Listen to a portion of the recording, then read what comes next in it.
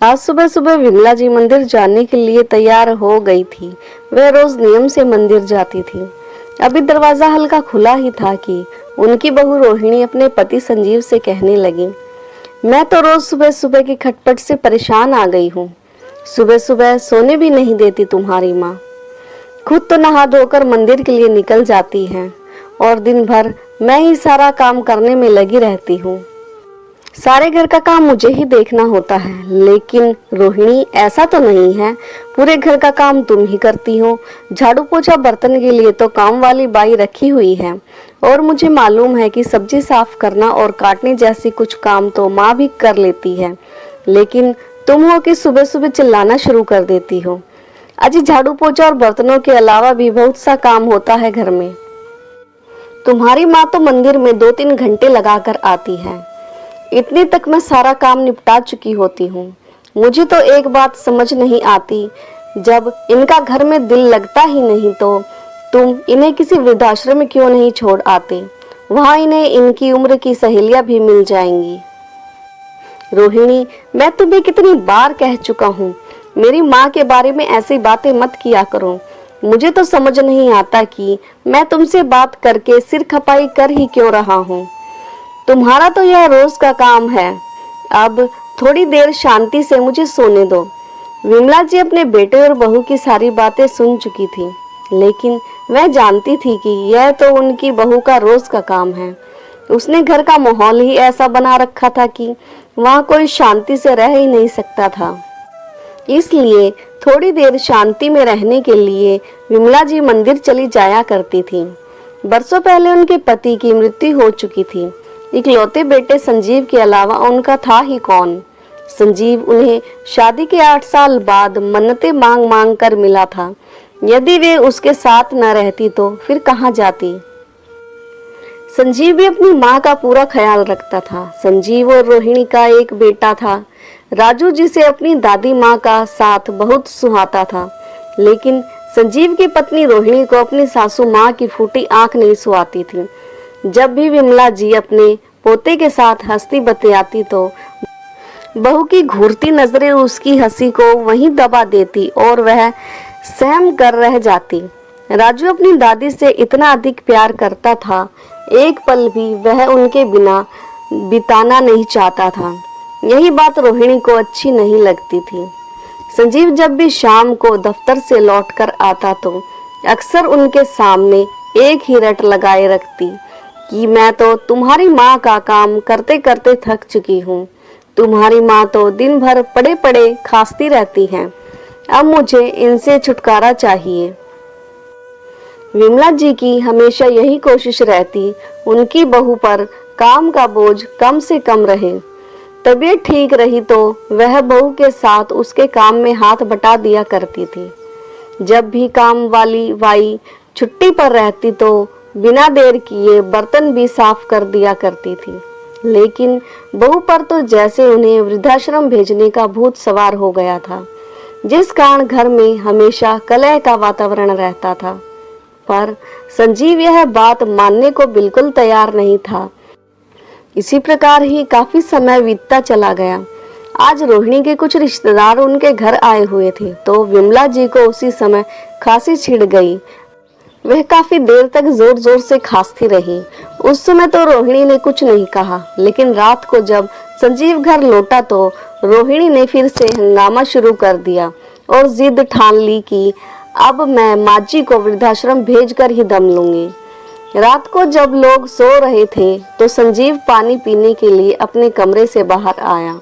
उसने देखा तो माँ के कमरे की बत्ती जल रही थी। संजीव ने अंदर जाकर देखा तो उसकी माँ किसी गहरी सोच में गुम थी। संजीव अपनी माँ के पास जाकर उसकी गोद में सर रख कर लेट गया। क्या हुआ माँ, कोई परेशानी है आपको? बेटा, मैं सोच रही थी कि केवल मेरी वजह से तुम दोनों में रोज कलेश होता है। घर का वातावरण बोझिल हो चुका है। बेटा, मैं तो अपनी जिंदगी जी चुकी हूँ। अब मेरी केवल एक ही इच्छा है कि तुम सब हंसी खुशी से रहो। इसलिए मैं चाहती हूँ कि तुम मुझे हरिद्वार के किसी वृद्धाश्रम में छोड़कर आ जाओ। लेकिन माँ, मैं जीते जी आपको अपने से अलग कैसे कर सकता हूँ? मुझे तो आप मेरी जान से भी ज्यादा प्यारी हो। आज मैं जो कुछ भी हूँ केवल आप ही के परिश्रम का फल है। मैं आपके कर्ज से कभी मुक्त नहीं हो सकता। लेकिन बेटा, इस घर का कलह भरा वातावरण मुझे रास नहीं आ रहा। मैं केवल कुछ ही समय के लिए वहां जाना चाहती हूँ। जब इस घर का वातावरण शांत हो जाएगा तो तुम मुझे वापस ले आना। मेरी हवा पानी बदल जाएगी तो मुझे भी अच्छा लगेगा। और आजकल वैसे भी वृद्धाश्रमों में भी अच्छी सुविधाएं दी जाती हैं। मुझे भी वहां अपनी उम्र के लोग मिल जाएंगे तो मेरा भी दिल लगा रहेगा। तुम लोगों को जब भी मेरी याद आए तो मुझसे मिलने आ जाना। संजीव बात सुनते हुए लगातार उनके चेहरे की तरफ देख रहा था। उनके चेहरे पर मुस्कुराहट तो थी, लेकिन उनकी आंखों में छुपा हुआ आंसुओं का सैलाब संजीव को साफ साफ दिखाई दे रहा था। हालातों से मजबूर संजीव जाकर अपने बिस्तर पर लेट गया। आंखों की नींद तो अब गायब हो चुकी थी। माँ के बारे में सोचते सोचते संजीव अतीत के पन्ने पलटने लगा। वह करीब 4 वर्ष का ही था तब उसके पिता का निधन हो गया था। उसकी माँ विमला जी पर रिश्तेदारों ने दूसरी शादी करने का दबाव बनाया, लेकिन उन्होंने फैसला लिया कि वह दूसरा विवाह न करके अपने बेटे संजीव का ही पालन पोषण करेंगी और अपने बेटे को माँ और पिता दोनों का प्यार देगी। पढ़ी लिखी तो ज्यादा नहीं थी, लेकिन खाना बहुत अच्छा बनाती थी, इसलिए घर के पास ही एक ढाबे पर रसोइये का काम करने लगी। ना सुबह देखती ना शाम, और कड़ी मेहनत करते हुए अपने बेटे को पढ़ाया लिखाया, इस लायक बनाया कि वह आज एक सरकारी दफ्तर में क्लर्क के पद पर आसीन है। उसने अपनी माँ का जीवन में संघर्ष देखा था, इसलिए वह चाहता था कि उसकी पत्नी नौकरी ना करके घर संभाले और उसकी माँ की सेवा करे। परंतु संजीव का यह मातृ प्रेम रोहिणी को कतई पसंद नहीं था, और जिस बात ने रोहिणी को और भी अधिक चिड़चिड़ा बना दिया वह यह थी कि उसका बेटा राजू भी अपनी माँ से ज्यादा अपनी दादी से ही प्यार करता था। इन सब का परिणाम यह हुआ कि रोहिणी आए दिन अपने सासू माँ पर कटाक्ष करने लगी और अपने तीर जैसे शब्दों से उन्हें घायल करने लगी। विमला जी सहनशीलता की मूर्ति थी, परंतु अपनी बहू के मुख से कटाक्ष सुनते सुनते विमला जी का अंतर्मन धीरे धीरे जवाब देने लगा था। वह धीरे धीरे अस्वस्थ रहने लगी। अक्सर खांसी करते हुए उन्हें उल्टी हो जाती थी। अब तो बहू उन्हें घिन भरी नजरों से देखने लगी और ठान चुकी थी कि अपनी सासू माँ को वृद्धाश्रम भेजकर ही दम लेगी, जिसका नतीजा यह हुआ कि विमला जी हार कर खुद ही वृद्धाश्रम जाने को तैयार हो गई। संजीव यह बात समझ गया था कि उसकी माँ को इस घर में घुट घुट कर जीना पड़ रहा है, जिस कारण उसका स्वास्थ्य गिर जा रहा है। परिस्थितियों से परास्त होकर संजीव अपनी माँ को भी वृद्धाश्रम छोड़ने के लिए तैयार हो गया, लेकिन राजू अपनी दादी की वृद्धाश्रम जाने की बात सुनते ही तुरंत अपनी दादी से लिपट गया। मैं दादी को कहीं नहीं जाने दूंगा, दादी मेरे साथ रहेंगी। चिल्लाते हुए जोर जोर से रोने लगा। उसे रोता देखकर संजीव भी अपना दिल हारने लगा, परंतु फिर उसने अपने बेटे को समझाया, बेटा, दादी को कुछ समय के लिए आराम की जरूरत है। जब कुछ समय के बाद उनकी तबीयत ठीक हो जाएगी तो वह उन्हें वापस ले आएगा। आखिरकार दिल पर पत्थर रखकर संजीव अपनी माँ को वृद्धाश्रम छोड़ आया।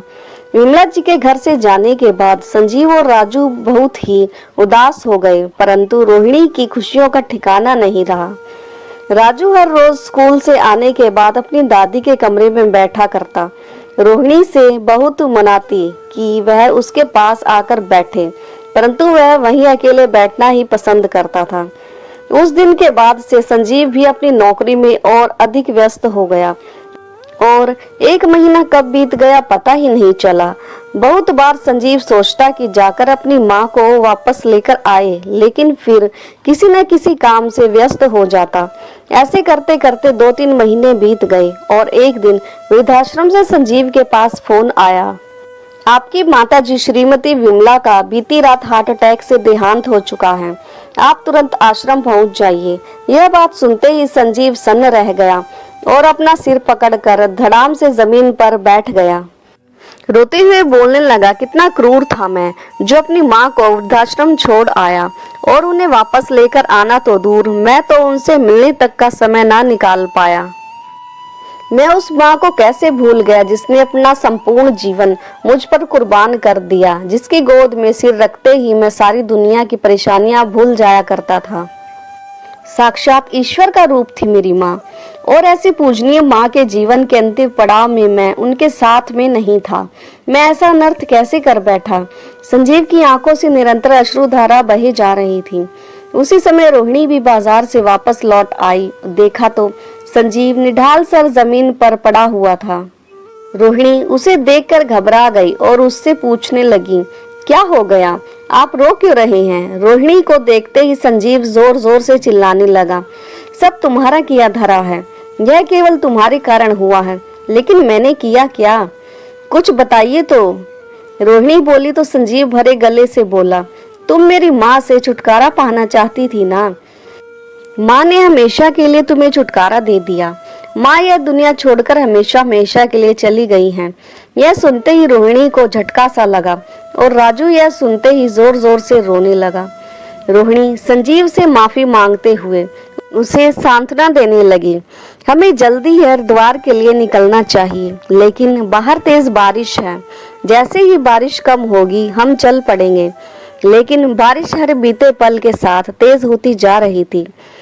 संजीव ने समय व्यर्थ ना गवाते हुए ड्राइवर को फोन किया और उसे कहा कि उन्हें जल्दी से जल्दी हरिद्वार पहुंचा दे। लेकिन ड्राइवर ने कहा कि हरिद्वार के पूरे रास्ते में तेज मूसलाधार बारिश हो रही है। पानी भर जाने के कारण पूरा मार्ग रुका हुआ है। बाढ़ जैसी स्थिति बनी हुई है। ऐसे में घर से बाहर निकलने का मतलब है कि मुसीबत को बुलावा देना। हमें कुछ देर के लिए बारिश कम होने का इंतजार करना पड़ेगा। उधर वृद्धाश्रम से संजीव के पास दोबारा फोन आया कि यदि वे लोग सुबह तक नहीं पहुंचे तो आश्रम के अधिकारी स्वयं विमला जी का अंतिम संस्कार कर देंगे। लेकिन बारिश कम होने का नाम ही नहीं ले रही थी।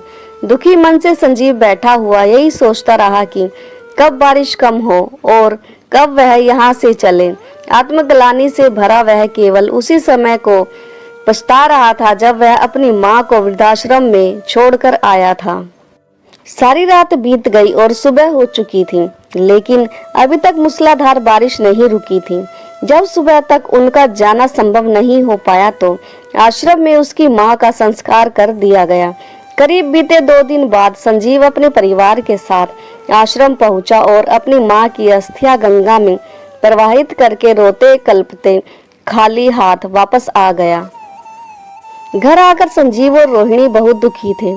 संजीव का किसी काम में मन नहीं लग रहा था, लेकिन इस घटना ने राजू को झंझोर कर रख दिया। उसका बचपन जैसे कहीं गुम सा हो गया। उसकी माँ जो सब्जी बना कर देती वह खा लेता, जहाँ बैठने को कहती वह बैठ जाता। वह गुमसुम सा रहने लगा। लेकिन जब भी पढ़ाई करने बैठता तो उसका मन नहीं लगता था। किताब उठाकर बैठा रहता, परंतु एक अक्षर भी नहीं पढ़ पाता था। एक दिन राजू जब स्कूल से घर वापस आया तो आकर बिस्तर पर निढाल सा गिर गया। रोहिणी ने देखा तो उसे बुखार था।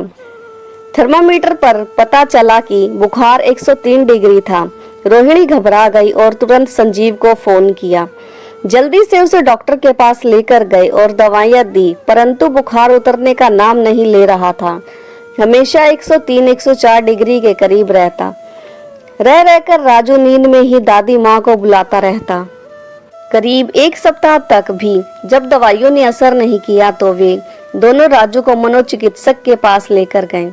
राजू हमेशा बड़बड़ाता आता रहता कि दादी आप मेरे पास वापस आ जाओ, आप मेरे पास रहोगे।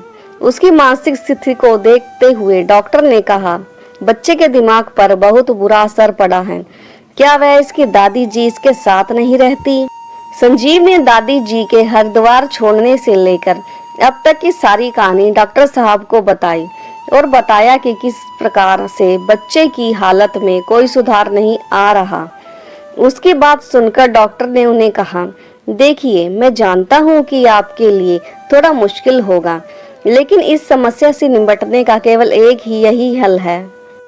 कि आपको किसी बूढ़ी महिला को राजू की दादी बनाकर लाना होगा।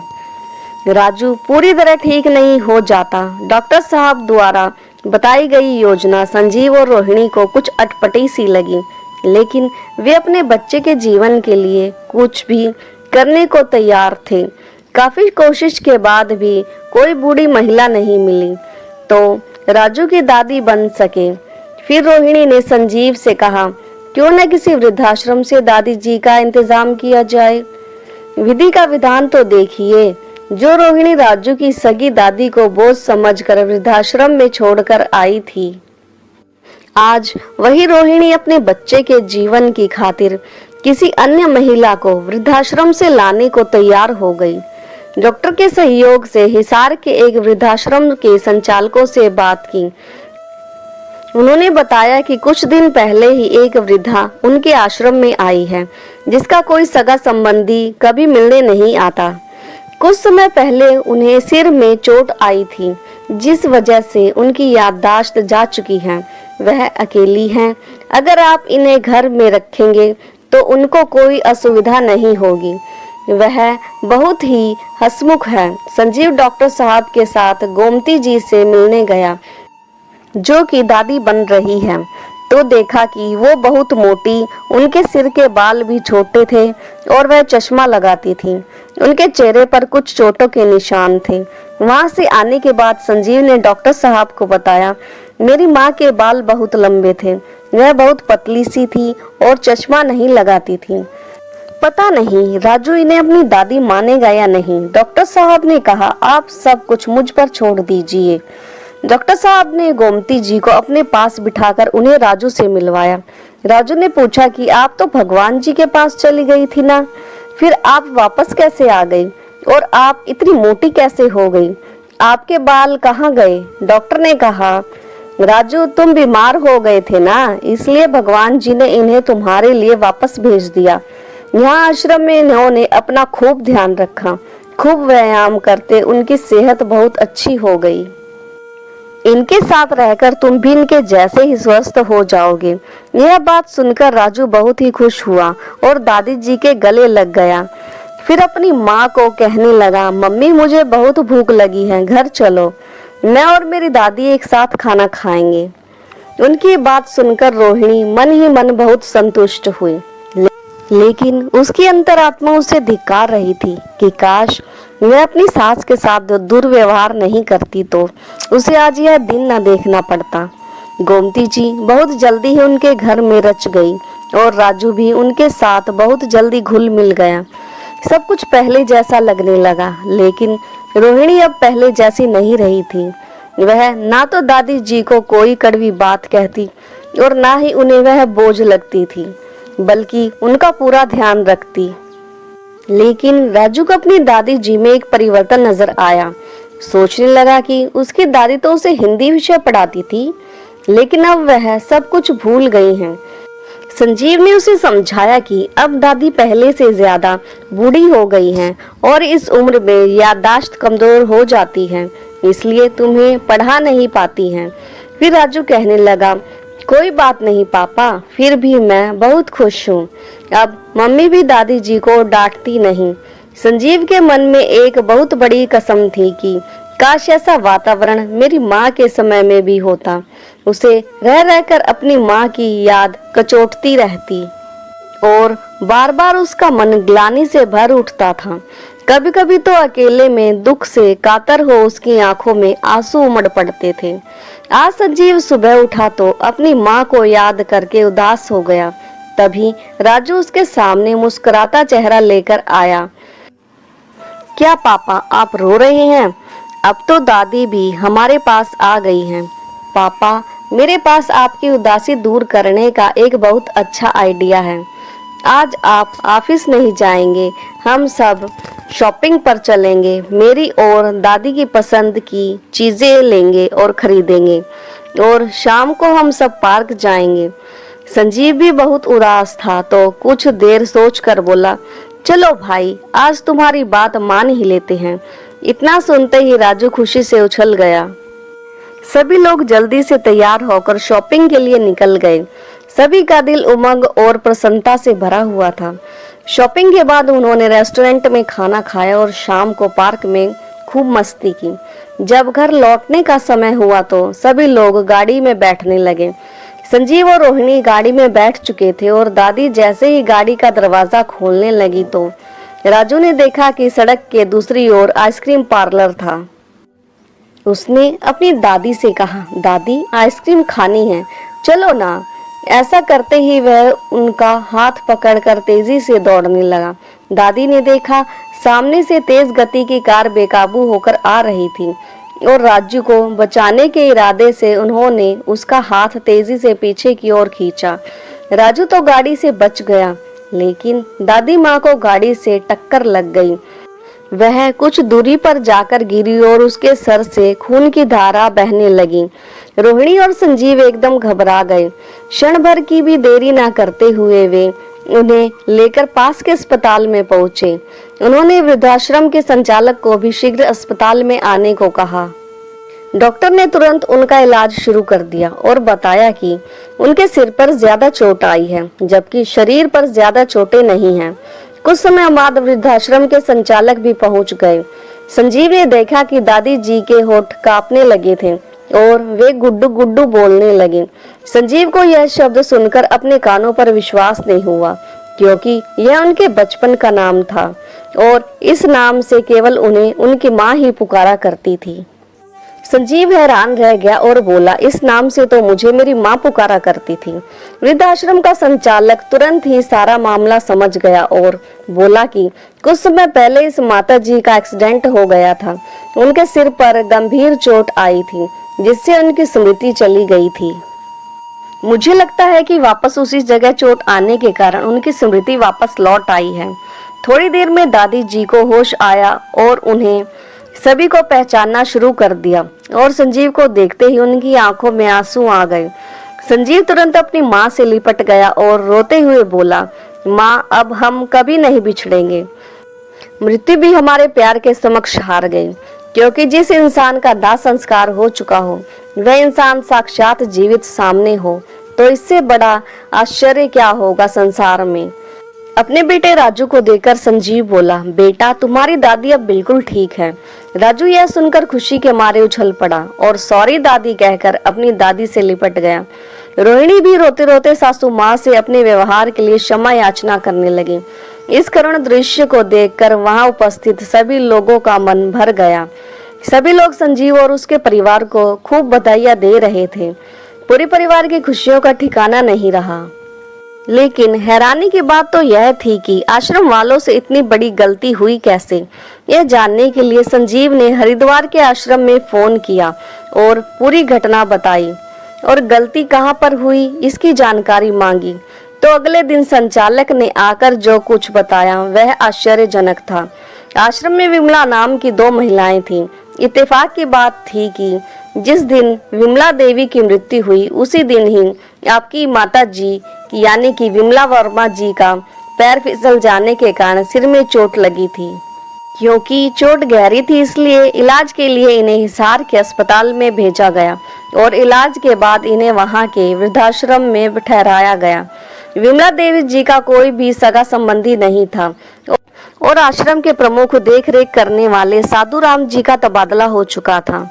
उनके स्थान पर जो नए सज्जन आए थे उनकी अनभिज्ञता के कारण रजिस्टर में नाम के साथ ही दिए गए विवरण पर ध्यान न देने के कारण यह स्थिति उत्पन्न हुई। हिसार के वृद्धाश्रम में आपकी माताजी गोमती जी के नाम से ही प्रसिद्ध हो गई। ठीक होने के बाद स्मृति दोष व अधिक मस्त रहने के कारण इनका शरीर मोटा हो गया। चेहरे पर चोट लगी थी इसलिए चेहरे पर निशान पड़ गया और सर की चोट के कारण इनके बाल भी छोटे करवा दिए गए। दृष्टि कमजोर होने के कारण आंखों पर चश्मा चढ़ गया। कुदरत का यह करिश्मा देखकर सब लोग हक्के बक्के रह गए। उन्होंने सपने में भी नहीं कल्पना की थी कि उनकी वह माँ जिसकी अस्थि विसर्जन भी कर दिया गया उन्हें जीवित मिलेगी। परंतु अब उनकी अनुपस्थिति में उनका परिवार में महत्व सभी लोग भली भांति जान चुके थे और उधर रोहिणी यह सोच सोच कर शर्म से डूबी जा रही थी कि जिस माँ को वह बोझ समझकर वृद्धाश्रम छोड़ आई थी आज असल में उसी माँ ने उनके बेटे को जीवन दान दिया था। संजीव और रोहिणी दोनों मन ही मन इस घटना के लिए स्वयं को दोषी मान रहे थे, परंतु दूसरी ओर उनके मन में तसल्ली थी कि आज दादी माँ के कारण ही उनका बेटा राजू उनके सामने सही सलामत खड़ा था। आज सचमुच दादी माँ और राजू दोनों का पुनर्जन्म हुआ था। खून के रिश्ते कितने प्रबल होते हैं, आज इस घटना ने सिद्ध कर दिया था। तो दोस्तों, आपको यह प्रेरणादायक कहानी कैसी लगी, लाइक कमेंट करके ज़रूर बताइए और हाँ, चैनल को सब्सक्राइब करना ना भूलें। तब तक के लिए मिलते हैं एक नई कहानी के साथ। धन्यवाद।